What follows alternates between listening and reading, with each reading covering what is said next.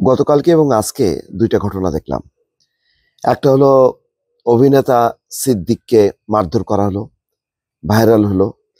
একেবারে রাস্তার মধ্যে ধরে যেভাবে মানে চোরকে পিটায় সেভাবে পিটানো হলো। পুলিশ রক্ষা করার চেষ্টা করলো, যথেষ্ট পরিমাণ তাদের চেষ্টাটা ছিল।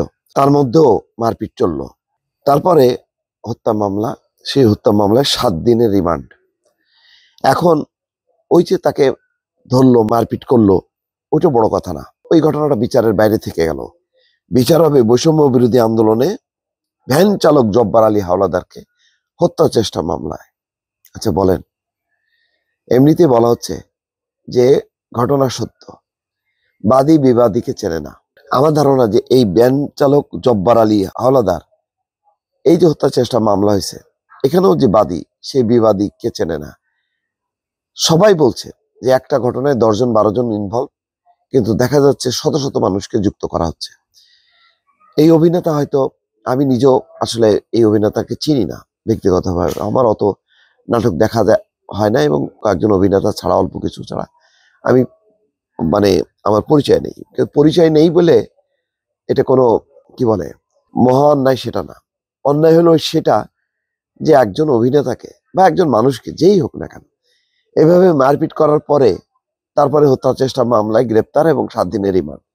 তো এত বড় যদি সে হত্যা মামলার আসামি থাকতো, তাহলে সে তো পালায় থাকতো।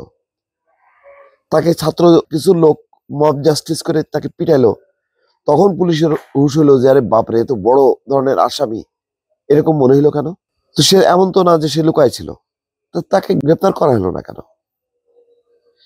এখন ওই যে মব জাস্টিস করা হলো, তাকে যে মারধর করা হলো, ওটাকে বৈধতা দেওয়ার জন্য এখন প্রমাণ করার চেষ্টা যে সে তো আসলে ঠিকই আছে, সে তো বড় ধরনের ক্রিমিনাল, সে হত্যা মামলার আসামি, সে শেখ হাসিনার দোসর। এই শেখ হাসিনার দোসর বলে বলে আর কত মানুষকে, নিরীহ মানুষকে হয়রানি করা হবে। আগে আওয়ামী লীগ কি বিরুদ্ধ মতের যেই রাজাকার আলবদর, রাজাকার আলবদর, ওই একটা ট্যাগ দিয়ে মারো, একটা বৈধতা। আর এখন ফ্যাসিবাদের দোসর, শেখ হাসিনার সহযোগী, মারো। ভাই, এই লোক কি পালায় ছিল নাকি লুকায় ছিল? সেখান থেকে কি বের করছে লোকজন?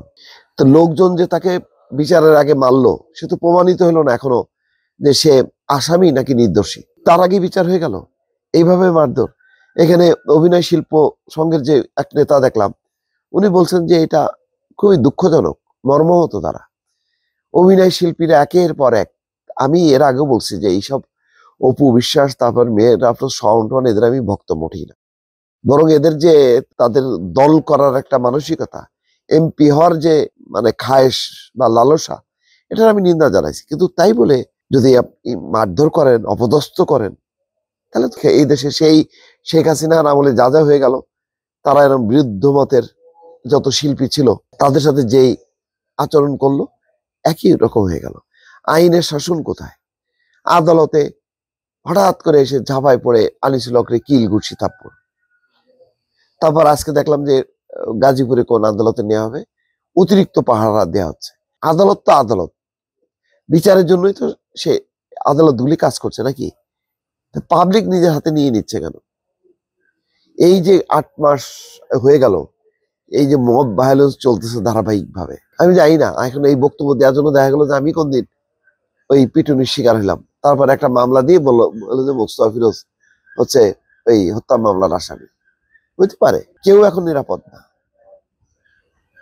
ভালো থাকবেন, আল্লাহ হাফেজ।